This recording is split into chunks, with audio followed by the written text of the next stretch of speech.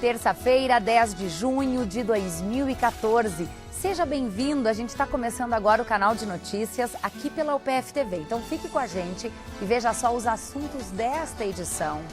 Um mês da morte do ex-reitor da UPF, Padre Alcides Guareschi. A data foi marcada por homenagens. Rede de Memórias, um projeto da UPF de escolas municipais de Passo Fundo para valorizar a história local. Na série de entrevistas sobre a Copa do Mundo, hoje nós vamos falar como fica a economia. Nosso convidado aqui no estúdio é o professor da UPF, Francisco Fianco. 4 atletas de Marau se preparam para representar o Brasil em 2 campeonatos mundiais, um no Japão e o outro no Egito. E ainda, estudantes do curso de música da UPF conhecem um pouco mais do trabalho de Carlos Ros, considerado um dos melhores guitarristas do Brasil. Então, continue conosco porque aqui você já sabe, né? Encontra mais conteúdo.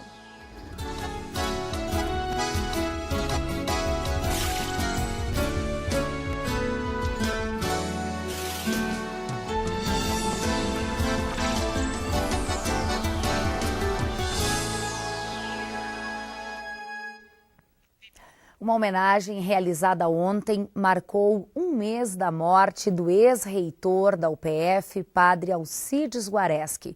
A solenidade foi organizada pela Academia Passofundense de Medicina, também pela Academia Passofundense de Letras, com o apoio da UPF e do Centro de Estudos dos Professores de Medicina.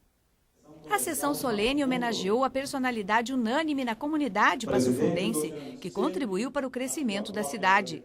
O padre Hélido Alcides Guareschi foi educador e religioso, um dos fundadores da UPF, professor universitário por mais de 50 anos, diretor da Faculdade de Filosofia, reitor da instituição por 16 anos e secretário municipal de educação, que liderou o projeto de criação da Universidade Popular do município. A Academia Passofundense de Medicina e a Academia Passofundense de Letras tem uma gratidão muito grande pelo Padre Alcides, falecido recentemente.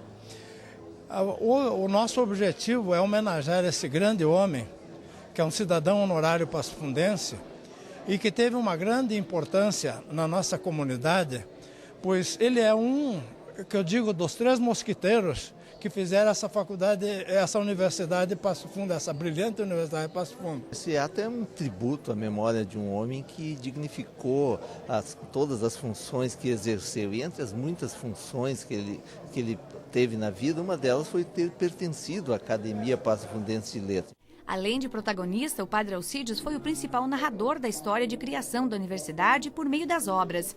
O reitor da UPF, José Carlos Calles de Souza, falou sobre a reedição da primeira obra escrita por Guareschi. A coleção em 8 volumes traz toda a trajetória da criação da UPF.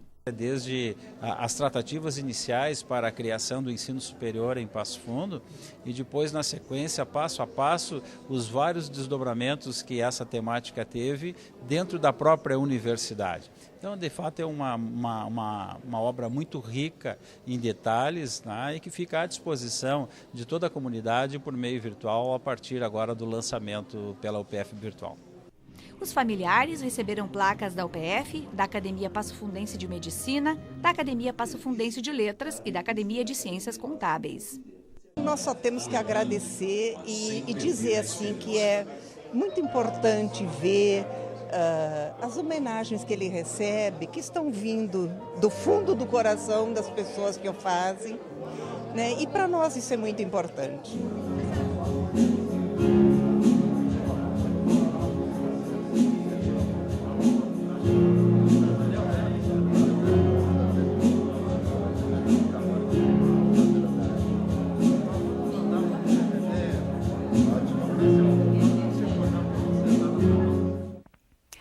Você conhece, por exemplo, a história de espaços que fazem parte do bairro onde você mora? Bom, esse exercício de identificar e valorizar a região onde se vive é a proposta de um projeto aqui da UPF, o Rede de Memórias. Na prática, professores e alunos de escolas municipais de Passo Fundo desenvolvem atividades aqui dentro da universidade e que depois ganham continuidade nas próprias escolas.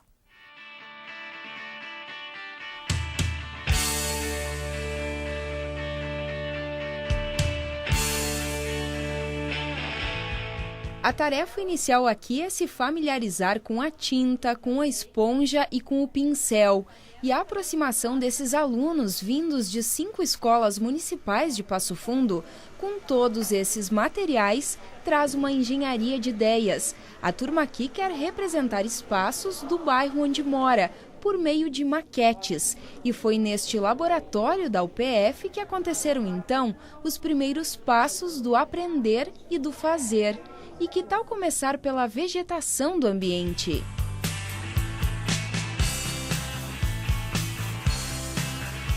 Porque a vegetação ela faz todo o acabamento da maquete, né? A edificação ela tem uma comunicação. Aí quando você faz o acabamento de piso, vegetação, esse entorno todo, a maquete fica humanizada. Dessas maquetes vão sair os comércios, o mercado, os negócios de madeira que tem lá para vender, é mais o comércio que a gente quer demonstrar para a sociedade. Vamos representar a nossa escola, ela já é antiga, para representar ela como ela é importante para o desenvolvimento escolar, né? O aprendizagem nosso. A oficina de produção de maquetes faz parte de um trabalho que une os cursos de História e Arquitetura da UPF. Nós, acadêmicos de arquitetura, estamos auxiliando eles a conhecer a maquetaria, a lidar, a auxiliar nos materiais, como eles utilizam o pincel, como utilizam o secador, o estilete da melhor forma, com segurança. Trazer eles para esse mundo de maquete, o mundo da representação em miniatura do real. Então está sendo maravilhoso esse contato. É de forma mais profissional, porque na escola eles utilizam o material normal, mas toda essa noção em conjunto eles não tinham tido ainda. Está sendo muito legal. É bom aprender atividades diferentes, né? Não só na escola, mas como fora. As atividades buscam desenvolver nos alunos a noção de reconhecimento, pertencimento e valorização de elementos culturais do ambiente comunitário.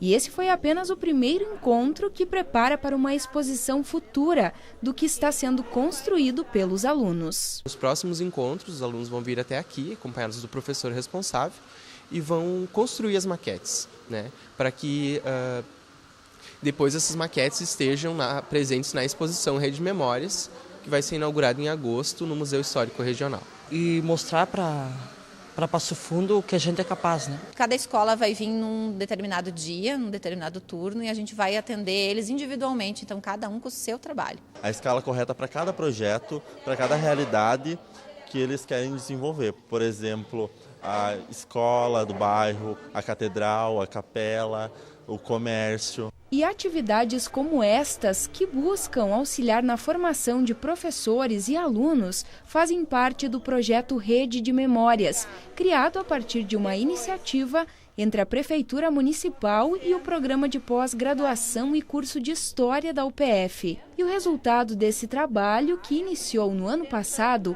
vai integrar debates da 4ª temporada de um programa especial aqui da UPF TV, o Momento Patrimônio. E a gente já está preparando a 4ª temporada do programa Momento Patrimônio, mas que vai estrear só no ano que vem, em março de 2015. E reforçando que o programa vai mostrar, então, todas as atividades de formação desse projeto Rede de Memórias, que no decorrer desse ano vão ser desenvolvidas junto a escolas municipais da cidade. Faltam apenas 2 dias para o início da Copa do Mundo e as opiniões sobre esse evento são muitas. Uns a favor, outros contra o país sediar o maior evento esportivo do mundo. Na série de entrevistas sobre a Copa, sob um ponto de vista bem filosófico, hoje nós vamos destacar a economia.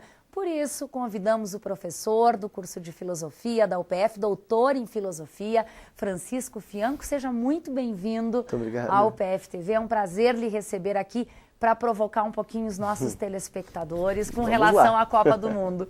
Bom, professor, eu queria começar lhe perguntando o seguinte: há uma oportunidade de crescimento pelo fato do Brasil sediar a Copa do Mundo, ele pode passar a ser visto de um outro jeito por outros países? Existe sempre o perigo do Brasil expor as suas realidades, né, e não as suas fantasias. Toda a imagem do Brasil vendida no exterior, ela é uma imagem fantasiosa, ela é criada, ela é inventada. A partir do momento que o sujeito chega do exterior aqui e percebe que as coisas não são assim tão bonitas, né, as pessoas não andam nuas, elas não sambam o ano inteiro, tem alguns lugares que até faz frio, em outros em que até se trabalha, talvez a imagem do Brasil tenda a mudar assim junto ao exterior. Embora a relação do crescimento com esse evento esportivo, me parece que vai haver um crescimento sim para grandes empreendedores, para os patrocinadores, para grandes empresas sim. Mas se a gente perceber como esse processo decorre no microempreendedor, ele tem uma tendência muito maior a ser prejudicado do que ser beneficiado, que é o reflexo dos nossos índices econômicos. Eu não sou economista, né? Não sou o Ronaldo Fenômeno, não sou economista e especialista em tudo, mas eu tenho a impressão de que o fato de que os vendedores ambulantes não possam aproveitar a oportunidade da Copa ao redor dos estádios já é um indicativo da maneira como o nosso Estado pensa economicamente. Um benefício para uma certa classe e o resto das pessoas... os maiores. PIB não é indicativo de desenvolvimento humano, né? PIB é indicativo de crescimento das grandes empresas e não da sociedade como um todo. Bom, nessa sua fala aí cheia de provocação, professor, eu tenho uma pesquisa aqui, resultados de uma pesquisa do Serviço Central de Proteção ao Crédito, que mostrou que 55% dos brasileiros veem aspectos positivos da Copa do Mundo acontecer no Brasil. Agora, essa pesquisa mostra uma população bem dividida, professor. 1 a cada 2, né, não estão contentes com a Copa, grosseiramente falando em termos de percentual. Isso é uma esperança, na verdade. Porque quando a gente pensa no Brasil, a gente diz assim, o brasileiro é alienado, ele não gosta de política, ele não presta atenção no mundo.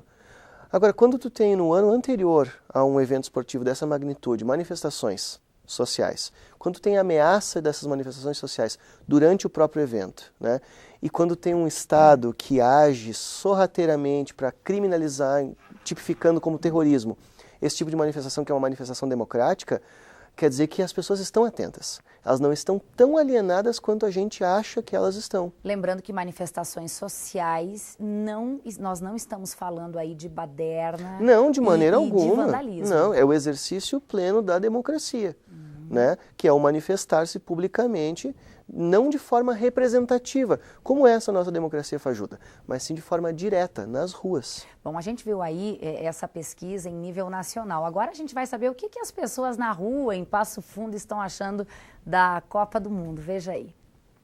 Eu gosto da ideia da Copa do Mundo, que eu não gosto é da ideia do gasto que teve exagerado. Eu não sou a favor da Copa no Brasil. Já que é para acontecer, que vai acontecer, então que traga proveito para o Brasil. Tem vantagens e desvantagens. Todos os investimentos que foram aplicados nela podiam ser aplicados em outros setores. Eu acho que a Copa do Mundo vai ser um fiasco porque vai ter muitas manifestações. Vai ser algo muito importante, um marco muito importante na história do nosso país. O Brasil não estava preparado para receber um evento tão grande quanto a Copa. Acho que teria outras prioridades. Saúde, educação, estradas, enfim, tem várias outras coisas que o Brasil precisaria. Não estou muito empolgado com a Copa. Agora a gente tem que assumir e fazer acontecer o evento muito bem feito. Eu acho que até a seleção brasileira não vai ganhar a Copa do Mundo. Acho que a seleção vai ganhar, mas não creio que o Brasil vai ganhar muito. Por isso que eu sou contra a Copa do Mundo. Não contra a seleção brasileira, mas contra a Copa do Mundo.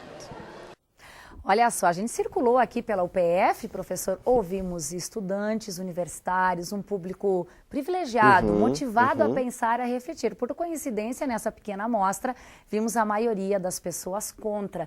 Mas isso é talvez um reflexo de uma cidade que está pensando um pouquinho mais no que está acontecendo. Me surpreende, assim, me alegra ouvir essas pessoas falando, porque elas não estão falando de um ponto de vista totalmente comum, massificado. Elas estão falando realmente com argumentos, tanto a favor quanto contra o evento Copa do Mundo, né? Ninguém deles ali declarou vou torcer para a Argentina, porque se é para ter um malefício que seja na Argentina, mas o caso é que a gente percebe então essa postura das pessoas, elas estão prestando atenção, né? Não, o fenômeno do patriotismo, ele tem essa mazela, ele tem esse problema, ele é uma condução ideológica massificada em torno de uma ideia comum. né? Quando eu falei em outro evento ali sobre a Copa, eu comparei a arquitetura dos estádios de futebol, das arenas, que agora tem até o mesmo nome, às arenas romanas, que era o festival da dominação ideológica, né? Da violência gratuita e da distribuição de comida, o pão e circo. E parece que isso não está mais funcionando na nossa população. Isso até funcionou durante um certo tempo. Ainda bem, não é, professor? Já não era sem tempo, né? Porque qual é o grande problema? O problema é tu mobilizar ideologicamente a massa dos cidadãos para apoiar a seleção com jogadores que nem jogam no Brasil, é uma coisa. Agora, se tu direciona isso politicamente para algum modelo econômico e político totalitarista, tu vai ter o mesmo mecanismo psicológico, mas tu vai ter um custo, um perigo social muito maior. Bom, professor, só para a gente encerrar muito rapidamente, a sua fala aqui foi cheia de provocação, mas em resumo, que mensagem é essa que você daria ao telespectador sob o ponto de vista econômico? Porque ontem o professor Gerson falou do fascínio que o futebol exerce sobre a gente e amanhã já fica o recado. Amanhã a gente vai bater um papo muito legal aqui sobre política e Copa do Mundo, para a gente ficar atento ao que vai estar acontecendo no cenário político do Brasil. Mas, professor, para encerrar sua fala de hoje, fica qual mensagem? Já fazendo gancho com o Adriano amanhã, então, eu acho que a gente pode gostar de futebol, pode torcer pela seleção, mas a gente tem que cuidar para não ter a nossa percepção do que é o Brasil manipulada, essa percepção manipulada pelos eventos midiáticos, né? Para que esse esforço de vender um Brasil maravilhoso e fantástico, do qual nós possamos nos orgulhar, para o exterior, funcione só para inglês ver, justamente, com o exterior, para que a gente tenha orgulho do Brasil, mas não perca de vista que ele tem muitos problemas e que são problemas que a gente não resolve ficando feliz com a Copa do Mundo.